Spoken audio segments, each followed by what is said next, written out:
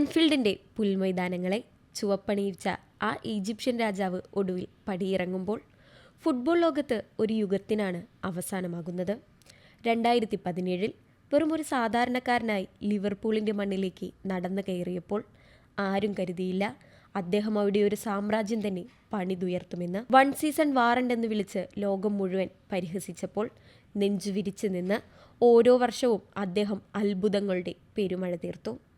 ആൻഫീൽഡിൻ്റെ വലതുവശത്ത് നിന്ന് ശത്രുക്കളുടെ കോട്ട തകർത്ത് ആ ഇടംകാലുകൊണ്ട് മുഹമ്മദ് സല തീർത്തിരുന്ന മാന്ത്രികത ഇനി ഒരിക്കലും ഗ്യാലറികളിൽ ആവർത്തിക്കില്ല എന്നോർക്കുമ്പോൾ നെഞ്ചു പൊട്ടുകയാണ്. തോൽവികളിൽ തലകുനിച്ചു നിന്ന ഒരു വലിയ ജനതയെ വീണ്ടും വലിയ സ്വപ്നങ്ങൾ കാണാൻ പഠിപ്പിച്ച ആ 35-കാരൻ ഇന്ന് കളം വിടുന്നത് 435 മത്സരങ്ങളിൽ നിന്ന് 255 ഗോളുകൾ എന്ന അവിശ്വസനീയമായ നേട്ടത്തോടെയാണ്.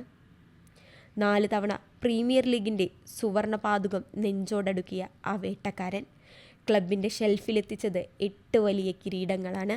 പക്ഷേ ആ ട്രോഫികളെക്കാളൊക്കെ എത്രയോ വലുതാണ് അദ്ദേഹം നൽകിയ ഓർമ്മകൾക്ക്.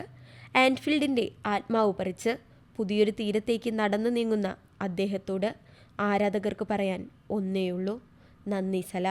ഓരോ ഗോളിനും ഓരോ അസിസ്റ്റിനും ഞങ്ങളെ ജീവിപ്പിച്ച ആ മാന്ത്രിക രാത്രികൾക്കും. ലോകം എവിടെ കൊണ്ടുപോയി നിർത്തിയാലും ഓർക്കുക, you will never walk alone.